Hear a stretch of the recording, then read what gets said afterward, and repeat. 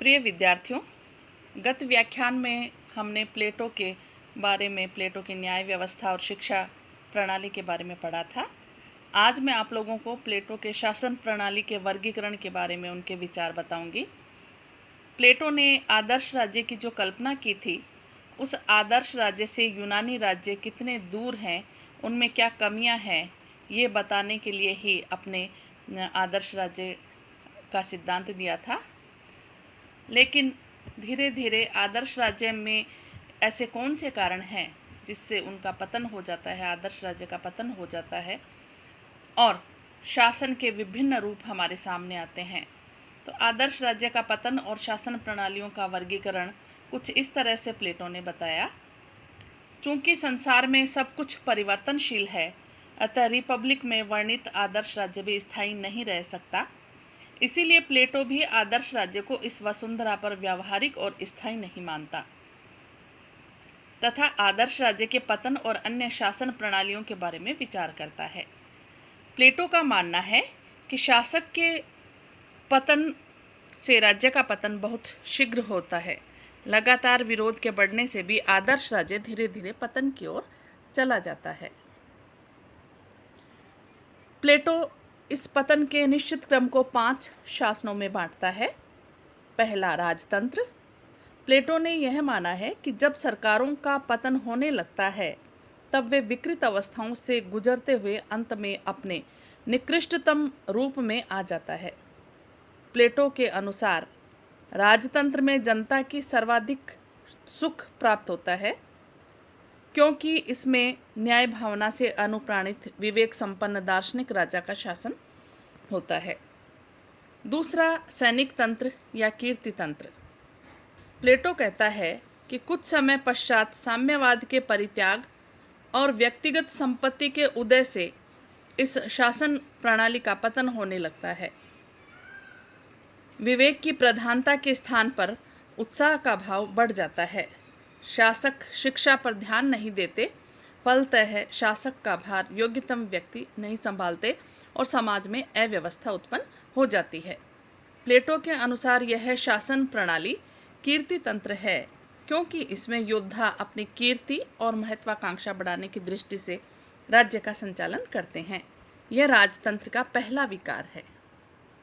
अर्थात राजतंत्र का जब पतन होता है तो कीर्ति तंत्र अस्तित्व में आता है और उससे नेक्स्ट सैनिक तंत्र धीरे धीरे अल्पतंत्र में परिणत हो जाता है। सैनिक तंत्र का प्रधान तत्व उत्साह होता है, किंतु अल्पतंत्र का काम है। इसमें संपूर्ण संपत्ति कुछ व्यक्तियों और कुलों के हाथों में आ जाती है। आर्थिक बल पर वे शासन की बागडोर हथिया लेते हैं तथा व्यक्तिगत लाभ की दृष्टि से राज्य का संचालन करते हैं। इस शासन में धनिकों एवं निर्धनों के बीच खाई गहरी होती जाती है और संघर्ष बढ़ता जाता है। अल्पतंत्र में दरिद्र जनता में तीव्र असंतोष और विद्रोह की भावना उत्पन्न होती है। फलतः वे सत्ता को अपने कब्जे में कर लोकतंत्र की स्थापना करते हैं। लोकतंत्र में सभी को स्वतंत्रता और समानता प्राप्त हो जाती है, अतः अनुशासन और आज्ञा पालन का भाव लुप्त हो जाता है और जनता स्वतंत्रता का दुरुपयोग कर जनतंत्र ला देती है।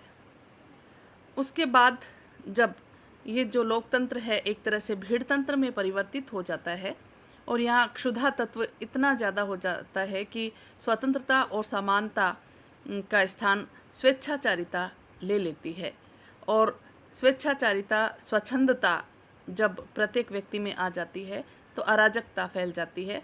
नियम कानून कुछ मायने नहीं रखता और एक तरह से क्षुधा तत्व प्रधान हो जाता है।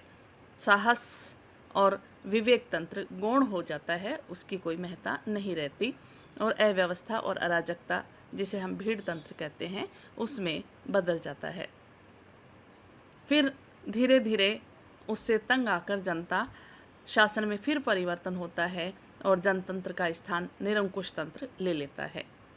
जनतंत्र का अंत करने के लिए जनता के बीच से एक नेता उठ खड़ा होता है और लोगों को बड़े मोहक आश्वासन देता है कि वह उनके कष्टों का अंत कर देगा। जनता उसकी बातों में आकर राज्य सत्ता उसे सौंप देती है, परंतु वह जनता की आकांक्षाओं पर खरा नहीं उतरता। वह स्वेच्छाचारी शासन स्थापित कर लेता है। यही निरंकुश तंत्र है। यह तानाशाही उन्हीं लोगों का खून पीती है जो अपने परिश्रम से उसे भोजन देते हैं। काम तत्व का सर्वाधिक पाश्विक रूप निरंकुश तंत्र या तानाशाही में देखने को मिलता है। यह सबसे निकृष्ट शासन प्रणाली है।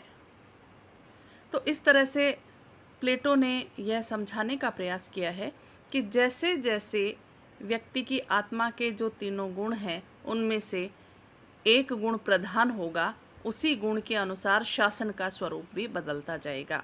और कोई भी शासन प्रणाली है वो स्थायी नहीं है, स्थायित्व नहीं होता उसमें। राजतंत्र है, राजतंत्र से सैनिक तंत्र आ जाएगा, सैनिक तंत्र से फिर हम देखते हैं कि उन्होंने बताया कि किस तरह से निरंकुश तंत्र तक शासन का रूप परिवर्तित होते होते आ जाता है। इसमें कोई भी शासन अपने स्थायी रूप में नहीं रह सकता। तो शासन का वर्गीकरण उन्होंने किया और वर्गीकरण का आधार भी उन्होंने तत्वों को, जो आत्मा में 3 गुण बताए थे, उनके आधार पर उन्होंने वर्गीकरण किया है। शासन का स्वरूप आदर्श राज्य में, जैसा कि उन्होंने बताया था, विवेक की प्रधानता होगी, लेकिन आदर्श राज्य का पतन प्रारंभ हो जाता है जैसे ही प्लेटो के साम्यवाद का जो सिद्धांत प्लेटो ने दिया है उसकी उपेक्षा शुरू होती है। तो उसकी सीमा को लांघने के बाद व्यक्ति यानी शासक और सैनिक है, वो दोनों संपत्ति और परिवार रखना प्रारंभ कर देते हैं, क्योंकि आदर्श राज्य में तो सैनिक वर्ग और शासक वर्ग के पास अपनी संपत्ति नहीं थी और ना ही उनका परिवार था। तो जैसे ही साम्यवाद के सिद्धांत का उल्लंघन होगा, आदर्श राज्य का पतन प्रारंभ हो जाएगा और विवेक तत्व गौण हो जाएगा। विवेक के स्थान पर साहस तत्व प्रधान होगा तो सैनिक तंत्र की स्थापना हो जाएगी, और उसके बाद में क्षुधा तत्व प्रधान होगा तो वो प्रजातंत्र आएगा, और प्रजातंत्र में क्षुधा बहुत विकराल रूप धारण कर लेगी तो स्वतंत्रता स्वच्छंदता में बदल जाएगी। और ऐसी स्थिति में कोई एक व्यक्ति ये कहेगा कि मैं आपके अधिकारों की रक्षा करूंगा, आपको अच्छा शासन दूंगा और सद्जीवन दूंगा, तब सारी जनता तंग आकर उस एक व्यक्ति को शासन सौंप देती है और राजतंत्र की स्थापना हो जाती है।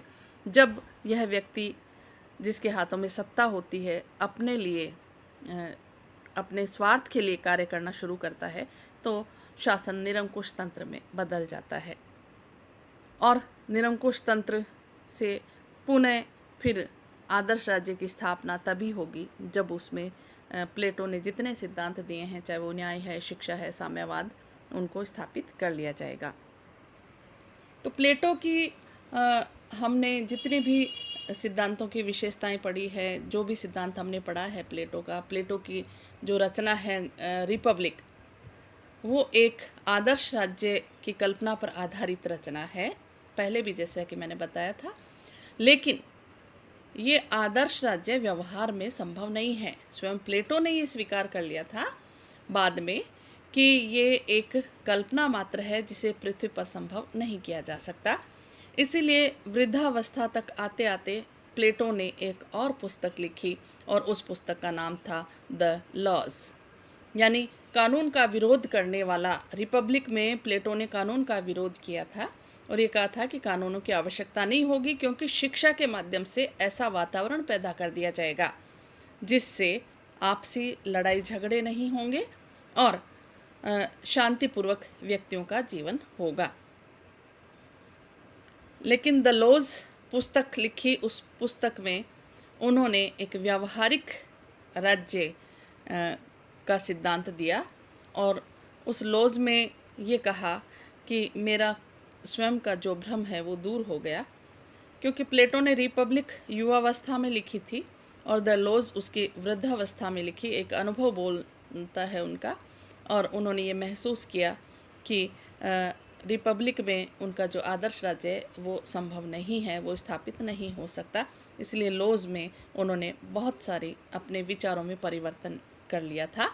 तो लॉज को प्लेटो ने 70 वर्ष की आयु में लिखा था, अतः उनकी आयु का प्रभाव उनकी कृति पर स्पष्ट दिखाई देता है। उनकी इस रचना से यह स्पष्ट प्रतीत होता है कि उसका वह भ्रम दूर हो गया जो उसके मस्तिष्क में उस समय था जब उसने आदर्श राज्य पर रिपब्लिक की रचना की थी। रिपब्लिक में प्लेटो यदि एक आदर्शवादी, स्वप्नद्रष्टा अथवा कल्पना लोक के व्यक्ति थे तो लॉज में वह एक विचारशील यथार्थवादी बन गए। लॉज के लिखने के लिए जब तक उन्होंने अपनी लेखनी उठाई तब तक उन्हें इस बात का पक्का विश्वास हो गया था कि दार्शनिक शासक का शासन पृथ्वी पर स्थापित नहीं किया जा सकता और व्यावहारिक दृष्टि से रिपब्लिक का कोई विशेष महत्व नहीं है। लॉज के लिखते समय प्लेटो को ऐसा विश्वास हो गया प्रतीत होता है कि मनुष्य पर शासन केवल विधि के द्वारा किया जा सकता है। लॉज जो उनकी पुस्तक थी उनमें जो विचार उन्होंने दिए उसकी कई विशेषताएं हैं। लॉज पुस्तक की कई विशेषताएं, किस तरह की विशेषताएं हैं उन पर उनका जिक्र हम करेंगे। तो प्लेटो ने राजनीति के संबंध में अपनी कृति लॉज में जो विविध विचार व्यक्त किए हैं उनकी प्रमुख विशेषताओं का विवेचन इस तरह से किया जा सकता है। सर्वप्रथम हम लेंगे कि रिपब्लिक का उद्देश्य दार्शनिक विवेक के शासन की स्थापना का था। जैसा कि मैंने आपको बताया था, आदर्श राज्य में विवेक के शासन का इन्होंने प्रबल समर्थन किया। रिपब्लिक में विवेक को दार्शनिक शासकों के माध्यम से कार्य करना था तथा दार्शनिक शासक पर विधि का कोई नियंत्रण नहीं होना था, पर लॉज में विवेक अथवा दार्शनिक विवेक को विधि के माध्यम से कार्य करना है। अर्थात कानून के शासन को इन्होंने ये कहा कि सबसे ऊपर कानून का शासन होना चाहिए और चाहे राजा हो या कोई भी व्यक्ति हो वो कानून के अधीन होगा। दार्शनिक शासक का स्थान वस्तुतः अब विधि ने ले लिया है क्योंकि रिपब्लिक का दार्शनिक शासक एक असंभावना है। यद्यपि दार्शनिक शासक के शासन को प्लेटो अब भी सर्वोत्तम मानते हैं, फिर भी विधि के शासन पर प्लेटो इसलिए उतर आए हैं कि दार्शनिक शासक उनकी आशा के अनुसार सिद्ध नहीं हुआ है। लॉज का उद्देश्य दार्शनिक को राज्य का विधायक बनाकर विधियों में विवेक के तत्व का प्रवेश करना तथा उसके द्वारा पृथ्वी पर दार्शनिक विवेक के उस शासन को स्थापित करना है जिसे प्लेटो दार्शनिक शासक के माध्यम से स्थापित नहीं कर सके। रिपब्लिक में प्लेटो ने दार्शनिक शासक को विधि से ऊपर माना है तथा उसके द्वारा बनाए अधिनियम, नियम, उपनियम आदि उसके लिए मान्य न होकर औरों के लिए मान्य बताए हैं। पर लॉज में प्लेटो ने यह प्रश्न उठाया है कि क्या संरक्षक विधि से बाध्य होंगे अथवा वे विधि के अधीन होंगे। इस प्रसंग में प्लेटो ने विधि की सर्वोच्चता के सिद्धांत का प्रतिपादन किया है तथा कहा है कि संरक्षक विधि के अधीन होंगे, अर्थात कानून सर्वोपरि होगा, सर्वोच्च होगा और कानून के अधीन शासक होगा। अगला है रिपब्लिक का केंद्रीय बिंदु न्याय है, लेकिन लॉज में राज्य के विविध तत्वों के आत्मसंयम को न्याय से अधिक महत्वपूर्ण स्थान प्रदान किया गया है। रिपब्लिक में आत्मसंयम को एक महत्वपूर्ण गुण माना गया था क्योंकि उसके द्वारा कार्यों का विशिष्टीकरण संभव हो जाता है, पर न्याय को आत्मसंयम से अधिक महत्व प्रदान किया गया था। जहाँ तक संतुलन का प्रश्न है उसे प्लेटो ने रिपब्लिक व लॉज दोनों में ही आवश्यक माना है, पर लॉज में संतुलन स्थापित करने का ढंग बदल गया है। रिपब्लिक में संतुलन लाने का ढंग कार्यों का विशिष्टीकरण है। इस तरह से प्लेटो ने रिपब्लिक के आदर्श राज्य की जो कल्पना की थी उस आदर्श राज्य में उन्होंने उसकी विशेषताएं भी बताई थी कि किस तरह से आदर्श राज्य स्थापित होगा, लेकिन बाद में धीरे धीरे उन्होंने ये महसूस किया कि आदर्श राज्य व्यावहारिक राज्य नहीं है। इसलिए लॉज में उन्होंने उप आदर्श राज्य का वर्णन किया और ये कहा कि कानून के शासन को सर्वोच्च स्थान देते हुए हम शासक वर्ग को, सैनिक वर्ग को और चाहे तीसरा वर्ग हो, सभी वर्गों को कानून के अधीन रहना होगा और कानून का शासन ही सर्वोत्तम शासन होगा। और देखिए आपने उन्होंने अपनी पुस्तक का नाम ही द लॉज रखा, यानी कानून। और इस तरह से प्लेटो आदर्श राज्य के विभिन्न पतन का जिक्र करने के बाद भी जब उन्हें ये लगा कि ये पॉसिबल नहीं है, ये असंभव है आदर्श राज्य, तो लॉज में उन्होंने अपने विचार बदल दिए और अपने विचारों में उन्होंने शासक को नीचे रखा, कानून को शासक से ऊपर रखा है। धन्यवाद।